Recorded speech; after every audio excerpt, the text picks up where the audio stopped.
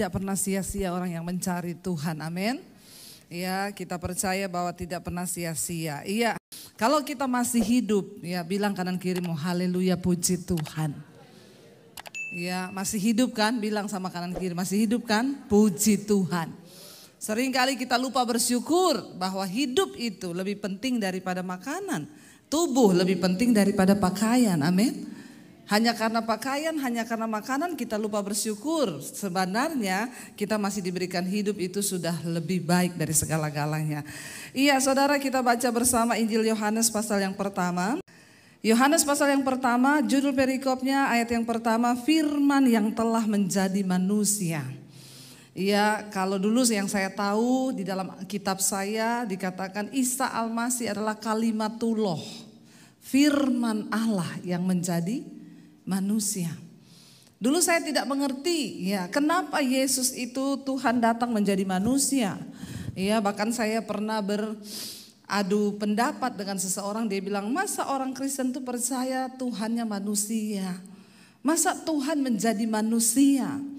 Lalu saya tanya kepada dia, menurut kamu Tuhan bisa melakukan segala perkara? Nggak bisa. Ya, Tuhan bisa menjadi angin, bisa. Tuhan bisa menjadi api, bisa. Tuhan bisa menjadi segalanya, bisa. Lalu saya tanya, Tuhan bisa jadi manusia enggak? Dia sejenak bingung lalu dia bilang, bisa.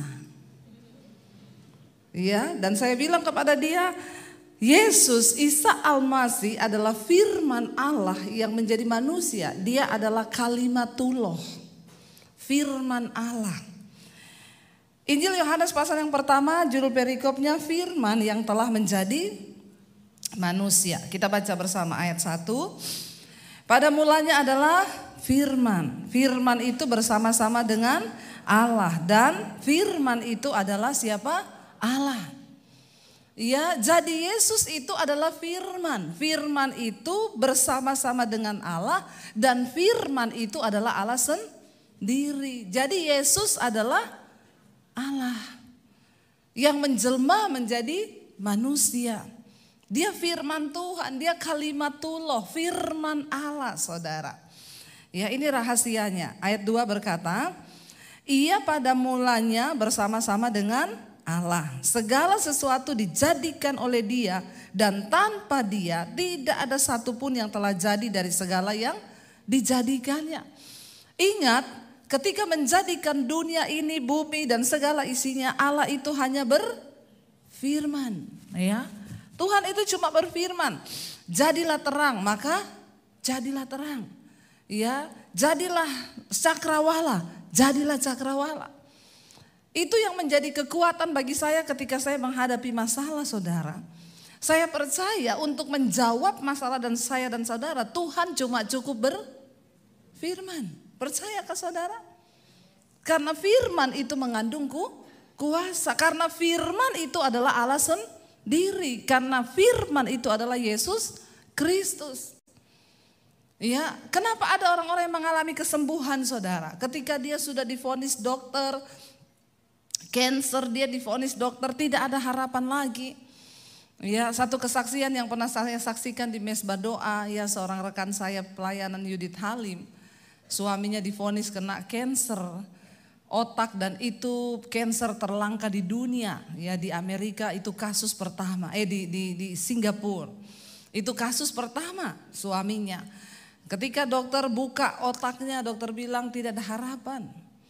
Ya kita akan coba tapi di operasi tidak akan menyembuhkan dan tidak menjamin dia bisa sembuh dan selamat.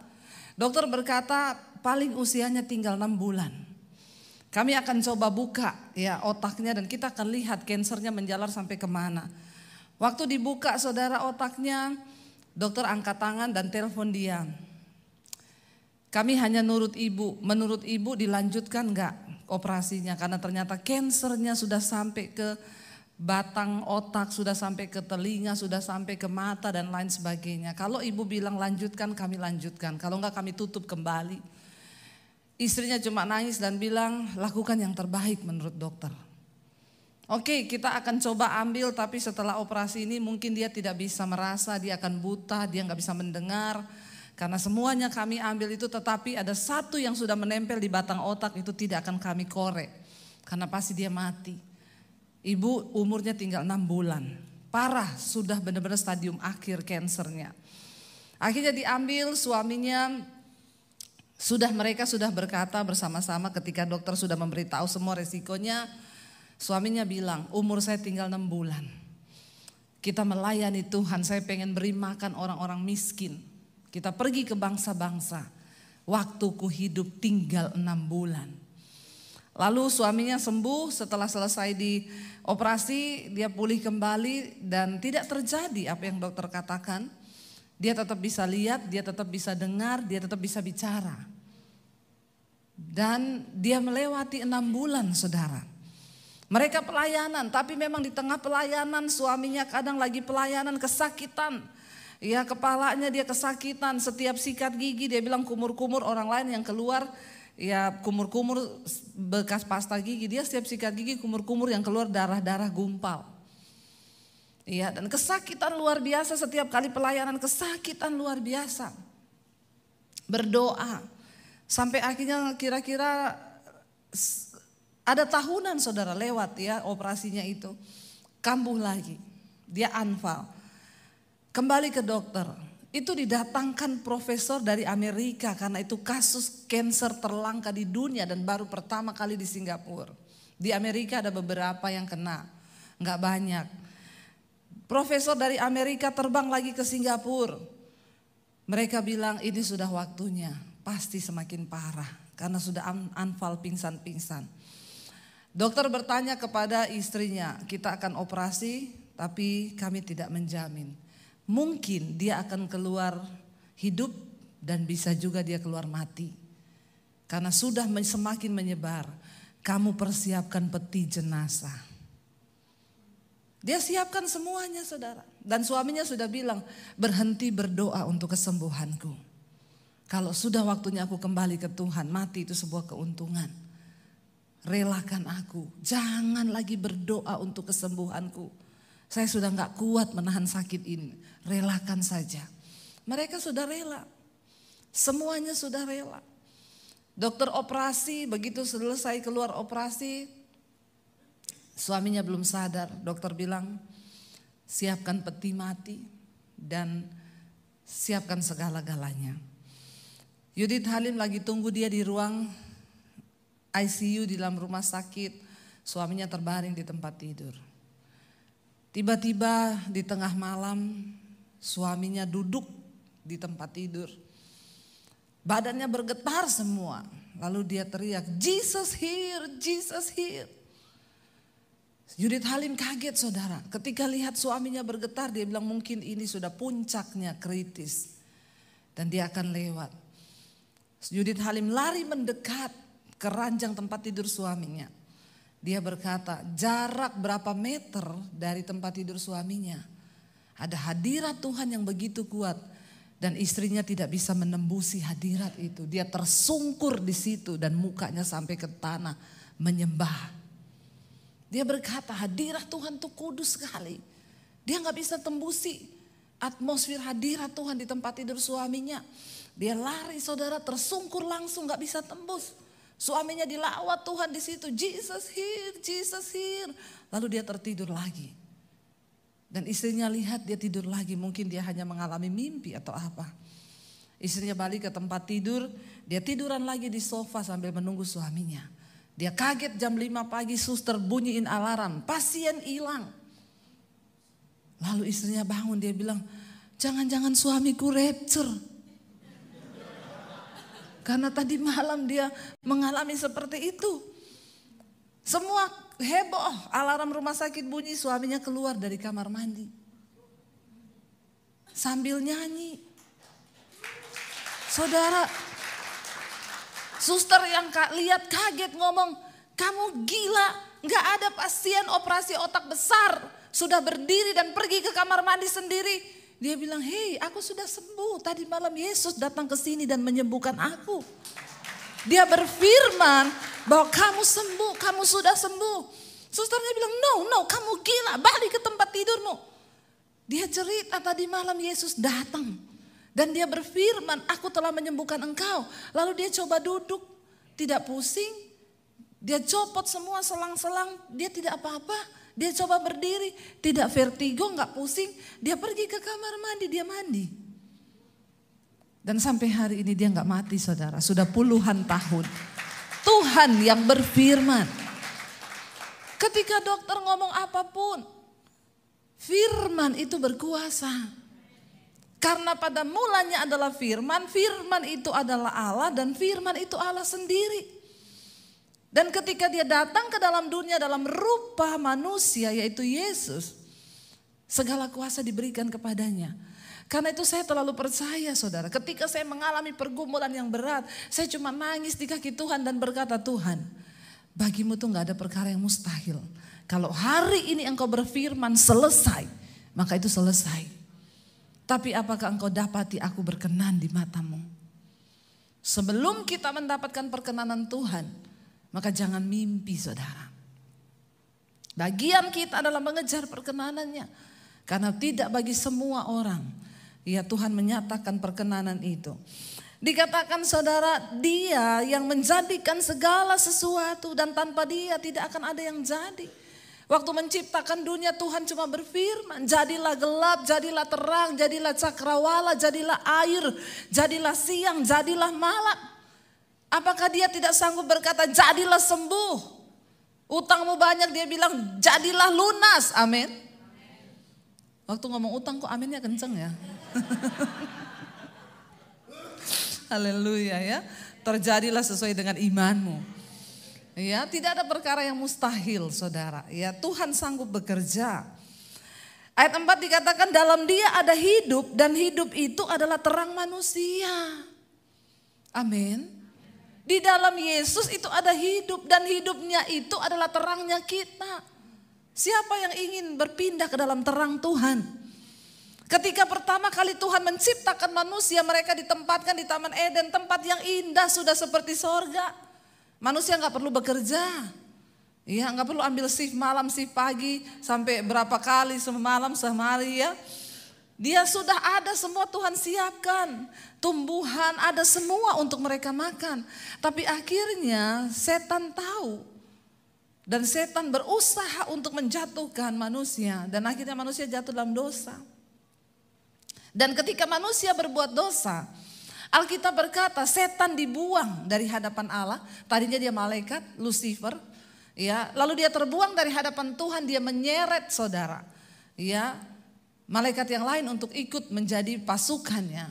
Dari sorga, dari Taman Eden, mereka terbuang kemana saudara? Ke bumi. Dan manusia juga dari Taman Eden juga dibuang ke bumi. Jadi kita hidup satu nusa kambangan kan? Sama setan di bumi. Jadi bumi ini tempat pembuangan. Saudara mengerti sekarang? Jadi ada yang mau lama-lama tinggal di bumi? Siapa yang pengen cepat-cepat Tuhan datang lalu kita pindah alamat? Nggak ada yang pengen loh. Ini jemaat ini terus maunya apa ya? Mau kerja terus Bu di Philadelphia. Mau kerja terus. Ya, kita adalah orang-orang yang mempercepat waktu kedatangan Tuhan. Karena kalau tidak dipersingkat waktu ini tidak akan ada yang selamat. Waktu sekarang ini sudah tidak kayak dulu saudara. Dulu 24 jam itu 24 jam. Kalau dihitung dengan waktu sekarang sehari itu tinggal 22 jam menurut para ahli. Bumi berputar pada porosnya itu semakin cepat. Ya, dan memang Alkitab berkata waktu ini akan dipersingkat. Karena kalau tidak dipersingkat tidak ada yang selamat. Semuanya terseret dengan dunia. Padahal dunia ini adalah tempat pembuangan. Tapi heran banyak orang yang mencintai dunia. Ya, biarlah selama Tuhan beri kita waktu hidup di dunia, aku mau melayani Engkau Tuhan. Saya nih di sini saudara, kelihatannya lama sih, tapi benar-benar nggak ada waktu loh. Ya, habis khotbah dari sini 2 kali saya harus ke New Jersey, di sana saya khotbah 3 kali. Saya nginep nanti semalam, besok pagi saya langsung harus ke New York lagi. Ya, lalu khotbah di sana, benar-benar nggak ada waktu. Waktu hari apa itu saya benar-benar rasa ya, makan pagi di New York, makan siang di Philadelphia, makan malam di Atlanta loh saudara. Ya, benar-benar itu. Capek, yes, melayani Tuhan, tapi saya bilang Tuhan selama masih ada waktu, ya aku mau memberi hidupku untuk melayani Tuhan. Tidak ada lain yang bisa kita kerjakan selain melayani Tuhan. Ya, mengisi waktu hidup kita ini dengan melayani Tuhan. Tuhan udah beri kita napas, Tuhan beri kita kecukupan. Lalu apa yang harus kita balas? Ya, jangan engkau jadi pengangguran loh di hadapan Tuhan. Amin. Ya, mari kita terus bekerja selama masih siang. Karena Alkitab berkata akan datang malam dan kita tidak lagi bisa berbuat apa-apa. Tidak semua harus berkhotbah di mimbar. Jangan saudara semua, Pak Lukas kata Bu Debi saya harus melayani Tuhan, berarti saya mau khotbah Pak. Jangan, nanti saya banyak saingan. Ya, saudara bisa menjadi pendoa.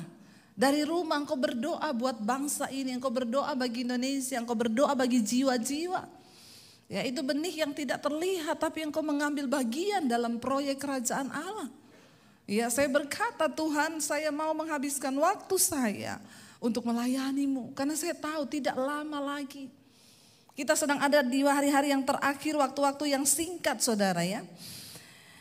Dan dikatakan terang itu ya di dalam dia ada hidup dan hidup itu adalah terang manusia. Ya, lalu ayat yang kelima, terang itu bercahaya dalam kegelapan dan kegelapan tidak menguasainya. Tadi yang saya bilang ketika manusia dibuang ke dalam dunia, setan membangun sebuah kerajaan di dunia ini. Makanya Yesus berkata dunia dan segala isinya ada di bawah kuasa si jahat. Ya, karena itu yang ada dalam dunia ini cuma 3 hal, keinginan daging, keinginan mata dan keangkuhan hidup. Tidak ada yang lain. Tetapi Yesus datang ke dalam dunia untuk membawa sebuah kerajaan yang namanya kerajaan Allah. Dan dia pindahkan orang-orang dari kerajaan setan yang mau percaya kepada dia, yang menerima dia, diberi kuasa. Memiliki hidup yang baru, terang yang baru itu, hidup mereka dipindahkan dari gelap ke terang. Makanya dikatakan gereja, apa artinya gereja? Eklesia, kumpulan orang-orang yang hidupnya telah dipanggil dari gelap masuk ke dalam terang yang ajaib. Kita sudah berpindah dari kerajaan setan kepada kerajaan Allah. Ya, dan dikatakan di sana terang itu bercahaya di dalam kegelapan dan kegelapan itu tidak menguasainya. Orang yang hidup dalam Yesus dia ada terang di dalam dirinya. Dan kegelapan di sekeliling ini tidak bisa lagi menguasai kita anak-anak Tuhan. Sehingga kita bisa dengan tegas berkata tidak kepada dosa. Orang yang terus membangun hubungannya dengan Tuhan dia gak akan mudah jatuh bangun dengan dosa. Ada yang berkata tapi saya masih Bu. Saya hari ini bertobat, besok kumat. Nah ini masalahnya. Engkau enggak konsisten hidup di dalam kebenaran firman. Hidup kudus itu tidak susah. Asal engkau mendekatkan dirimu dengan Tuhan. Terang yang ada di dalammu itu bersinar. Dan kegelapan di sekeliling itu tidak bisa lagi menguasai kita. Ya, kita punya kuasa saudara. Saya nggak bisa terima kalau ada orang Kristen yang berkata, ya saya ini mau Bu hidup kudus, tapi kenapa besok saya jatuh lagi, saya dosa lagi. Berarti engkau belum sungguh-sungguh hidup dalam terang itu saudara. Datanglah seorang yang diutus Allah namanya Yohanes ya. Ia datang sebagai saksi untuk memberi kesaksian tentang terang itu. Yohanes disuruh untuk mempersiapkan jalan bagi kedatangan Kristus ya. Supaya oleh dia semua orang menjadi percaya, itu nubuatan Nabi Yesaya. Berserulah orang di padang gurun, bertobatlah, bertobatlah sebab kerajaan Allah sudah dekat. Itu Yohanes Pembaptis, dia disuruh menjadi orang yang mempersiapkan jalan bagi Tuhan. Ia bukan terang itu, Yohanes bukan terang itu. Tetapi ia harus memberi kesaksian tentang terang itu, tentang Yesus yang akan datang. Terang yang sesungguhnya yang menerangi setiap orang sedang datang ke dalam dunia. Inilah Natal. Yesus yang adalah terang datang ke dalam dunia. Banyak orang cuma merayakan Natal tapi mereka gak pernah tahu arti dari Natal itu apa. Ya, Yesus yang adalah terang datang ke dalam kegelapan, melenyapkan kegelapan itu dan membawa hidup kita masuk ke dalam terang. Tapi kalau engkau terus hidup dalam dosa, kenajisan, percabulan, kepahitan, gak bisa mengampuni, engkau masih ada di dalam gelap dan engkau belum berpindah ke dalam terang. Engkau belum mengalami Natal yang sesungguhnya. Dan dikatakan di sana saudara, terang yang sesungguhnya yang menerangi setiap orang sedang datang ke dalam dunia. Ayat 10, ia telah ada dalam dunia dan dunia dijadikan olehnya tetapi dunia tidak mengenalnya. Dunia yang Yesus ini yang menjadikan dunia, dia adalah firman, tapi dunia tidak mengenal dia. Sampai hari ini banyak orang yang tidak mengenal Yesus. Mereka menolak Yesus adalah Tuhan. Ia datang kepada milik kepunyaannya, kepada manusia, tetapi orang-orang kepunyaannya itu tidak menerimanya. Bangsa Israel menolak, sampai hari ini Yahudi tidak menerima Yesus sebagai Mesias. Makanya mereka terus berdoa di tembok ratapan supaya Mesias itu datang. Mereka tidak menerima Yesus sebagai Mesias. Ayat 12, tetapi semua orang, mari kita baca bersama ini saudara, 1, 2, 3. Tetapi semua orang yang menerimanya diberinya apa? Kuasa supaya apa? Menjadi anak-anak Allah, yaitu mereka yang percaya dalam namanya. Katakan amin. Kita yang percaya kepada Yesus, kita diberi kuasa. Kita diberi kuasa untuk apa? Menjadi anak Allah. Karena itu kegelapan tidak lagi menguasai kita. Orang yang bersinah bisa berkata, no, aku tidak akan bersinah lagi sebab terang itu ada dalam diriku. Tapi orang yang main-main dengan dosa, engkau belum sungguh-sungguh menerima Yesus. Ini yang berkata Alkitab. Saya mengalami, saya suka dulu melakukan dosa. Saya hobi berdosa, semua dosa saya coba. Tapi ketika Yesus datang dalam hidupku menjadi terang. Stop, berhenti, semua berhenti. Adik saya dulu badannya tatoan, ya, suka mabok, judi, merokok. Ketika dia dijamah oleh Tuhan Yesus, saat itu juga dia bilang, ketika saya selesai dibaptis, keluar dari baptisan, rokok berhenti, mabok berhenti, judi berhenti, semua Tuhan berikan dia kemerdekaan. Dan sampai hari ini dia terus hidup dalam kebenaran itu. Orang Kristen teman-temannya dulu yang mabok, yang judi datang, dia injilin. Dia bilang, engkau Kristen tapi engkau belum mengalami terang itu. Saya mengalami Yesus waktu saya buka hati, karena tidak semua orang Kristen mau buka hati bagi Yesus dan berkata, Tuhan jadilah Tuhan dalam hidupku. Banyak yang hanya beragama dan tidak memiliki pengalaman pribadi berjumpa dengan Tuhan Yesus. Tapi orang yang menerimanya. Karena tidak semua orang menerima Yesus, saudara. Ya, sebagai orang Kristen pun engkau harus berdoa, Tuhan, aku membuka hatiku, menerima engkau sebagai Tuhan dan Juru Selamatku. Ubah hidupku Tuhan. Banyak orang menjadi Kristen hanya karena turunan kan, dilahirkan dari keluarga Kristen. Ya, lahirnya hari Natal, dinamai Natalia. Ya, tapi belum tentu dia menerima Yesus dalam hatinya. Menjadi Kristen saja tidak cukup. Engkau perlu mengalami perjumpaan pribadi dengan Tuhan. Makanya Yesus berkata kepada Nikodemus, kalau engkau tidak dilahirkan kembali, engkau tidak akan mungkin melihat kerajaan Allah. Dia berkata, saya sudah tua, bagaimana saya dilahirkan kembali? Gak mungkin, aku ini udah tua. Masa aku masuk lagi ke rahim ibuku? Yesus bilang, kau harus dilahirkan lewat firman. Ya, engkau harus dilahirkan kembali. Semua kita saudara, katakan hari ini, Tuhan jadilah Tuhan atas hidupku dan jadilah juru selamat. Karena semua orang yang menerimanya diberinya kuasa menjadi anak-anak Allah, yaitu mereka yang percaya dalam namanya. Kita diberi kuasa menjadi anak Allah. Dan kita adalah orang-orang yang berhak menjadi ahli waris. Karena tidak semua orang Kristen masuk surga. Hanya mereka yang sungguh-sungguh menjabat tok anak Allah. Tidak semua menjadi anak Allah, saudara. Banyak orang yang mengaku Kristen, tapi tidak semua anak Allah. Ya, kalau engkau anak, bahwa engkau sah, engkau adalah ahli waris. Ya, jangan hanya menjadi Kristen yang beragama, tapi mari kita mengalami Tuhan Yesus secara pribadi, mengalami terang itu, mengalami firman itu. Ayat 13 dikatakan apa saudara? Anak-anak Allah itu statusnya apa? Ayat 13, orang-orang yang diperanakkan bukan dari darah atau daging, bukan pula secara jasmani oleh keinginan seorang laki-laki, melainkan dari Allah. Kita menjadi anak-anak Allah artinya apa? Benih ilahi itu ada dalam hidup kita. Bukan anak sebagai yang dikatakan persetubuhan laki-laki dengan perempuan. No, dikatakan di sana kita diperanakkan bukan dari darah dan daging. Bukan pula secara jasmani oleh keinginan seorang laki-laki. Melainkan dari Allah. Di dalam hidup kita, saudara dan saya, ada benih ilahi.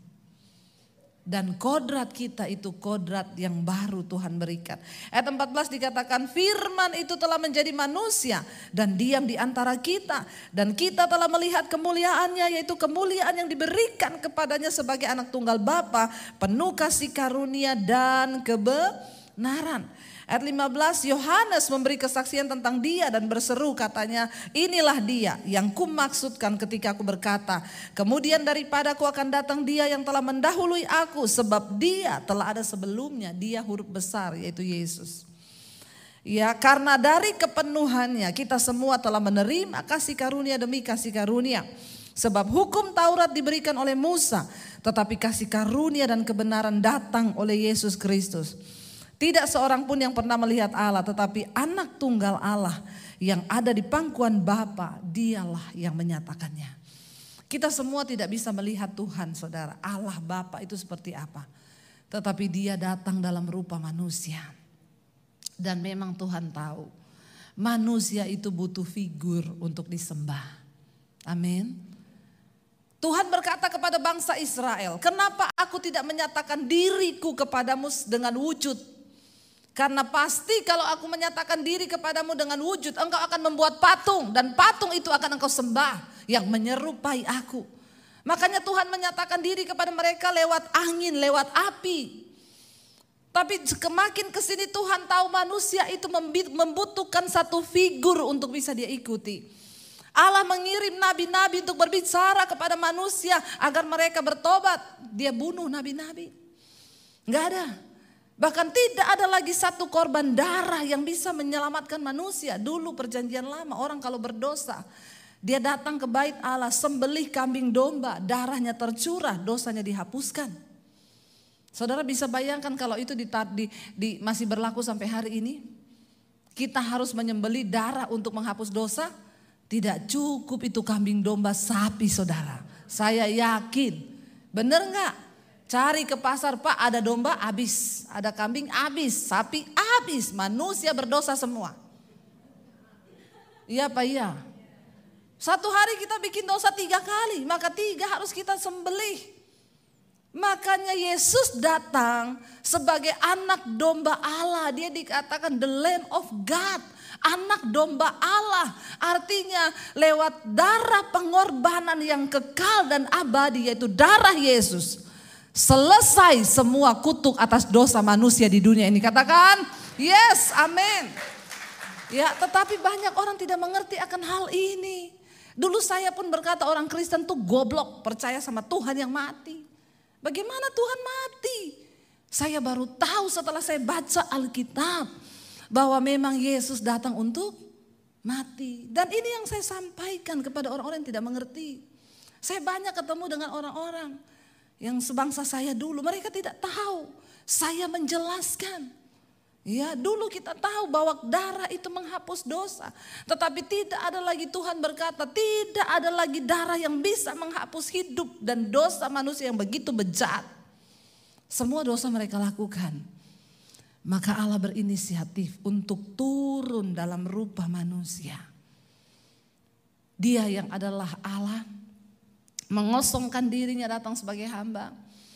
Ya, nanti di ibadah kedua saya akan bahas dia datang bukan di hotel bintang 5. Yesus lahir di kandang. Saya dulu waktu menikah pertama kami susah saudara. Ya, uang benar-benar pas-pasan.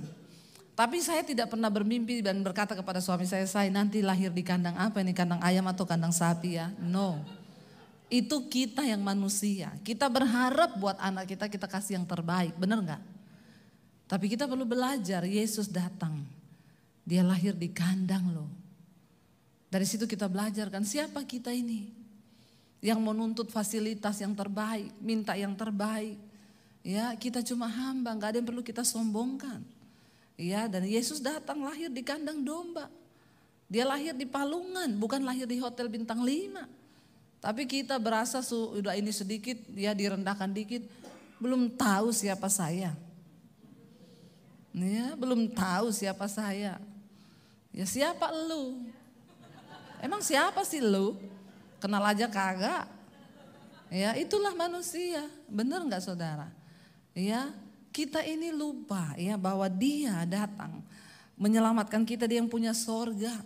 Dia punya segalanya. Ya nanti kita akan dalam ibadah yang kedua saya akan membahas tentang Natal itu adalah sebuah kesederhanaan. Ya bukan apa-apa saudara. Ya oke, kita merayakan Natal bagus, kita hiasi rumah dengan lampu-lampu, yes. Tapi yang terpenting engkau hiasi hatimu dengan terang yang dari Tuhan. Biar Natal tahun ini, ya saya undang para imam musik. Biar Natal tahun ini kita mau berkata, Tuhan kami mau buang semua yang gelap di hati. Kepahitan, kekecewaan. Kami mau nyalakan terang Tuhan di hati kami. Kami lepaskan pengampunan. Kami mau buang hal-hal yang lama. Dan kami mau sungguh-sungguh mencari Tuhan. Kita naikkan lagu Yesuslah Kebenaran.